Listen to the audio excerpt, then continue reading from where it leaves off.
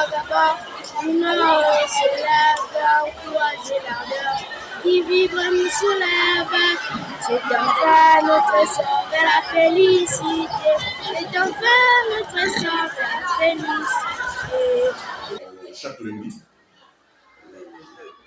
même depuis l'année dernière, avant même communiqué de nouvelles autorités, nous avons toujours procédé à la levée des couleurs chaque lundi. Et à la baisse des couleurs, le vendredi, soit à 17h30.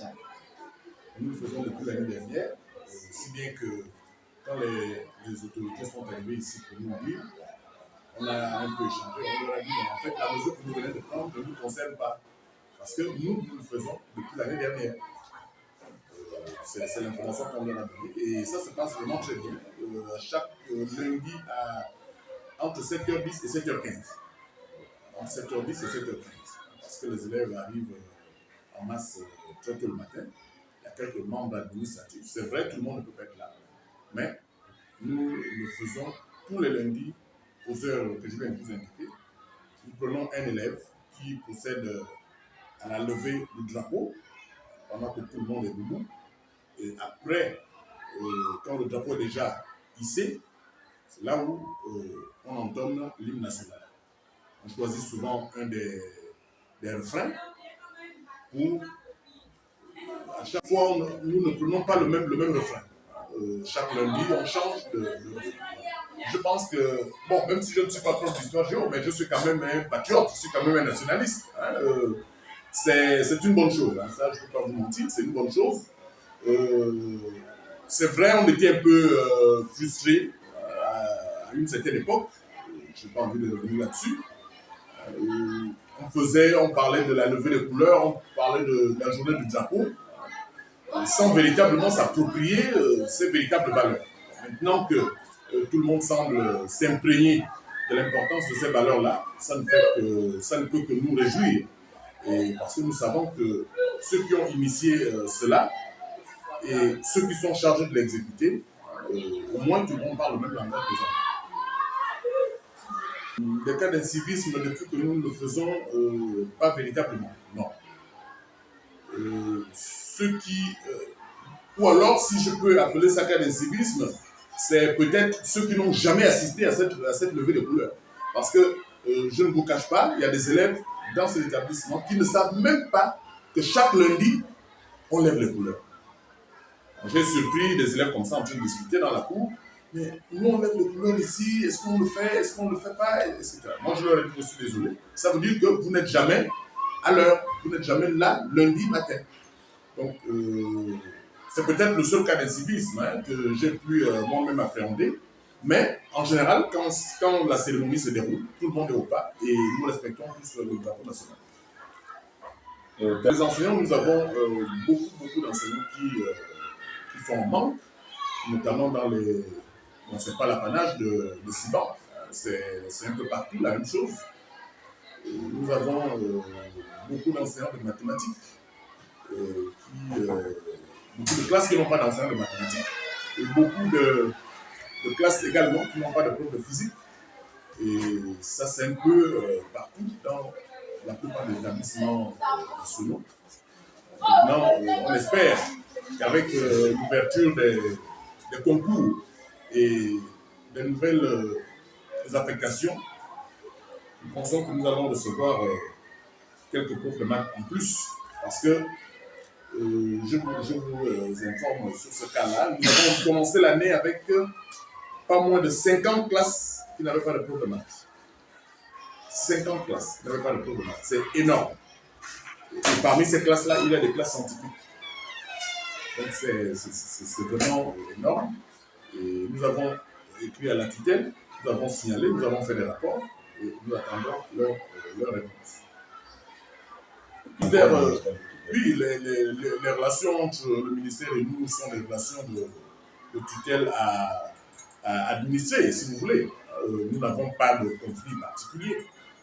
Simplement, nous souhaitons que les problèmes que nous vivons dans notre établissement, des problèmes qui sont connus de toute la ville, parce que le lycée de Siban est un lycée véritablement difficile, du point de vue même de sa situation géographique.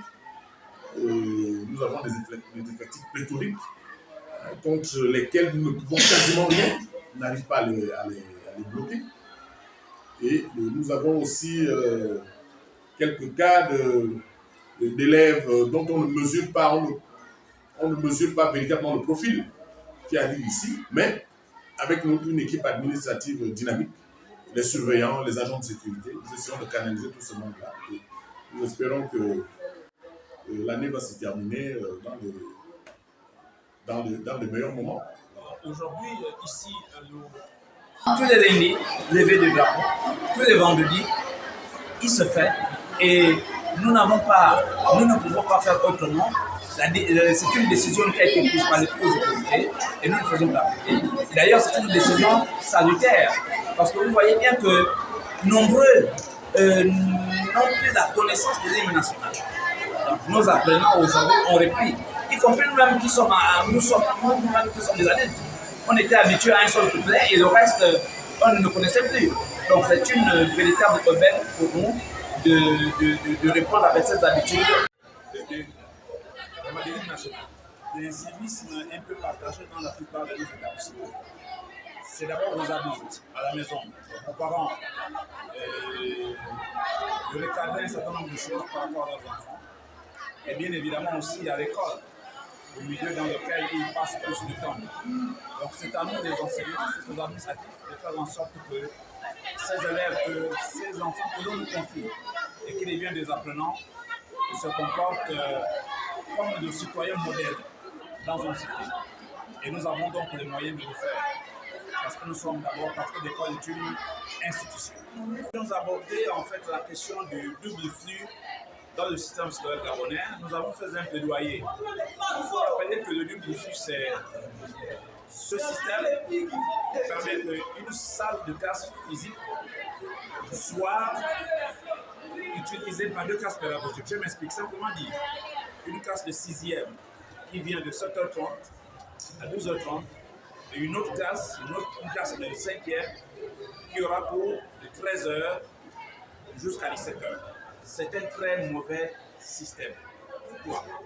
Parce que les apprenants sont mis en danger. L'élève de 5e qui a 10 ans, qui évite l'école à 13h, reste à la maison seul. Pourquoi?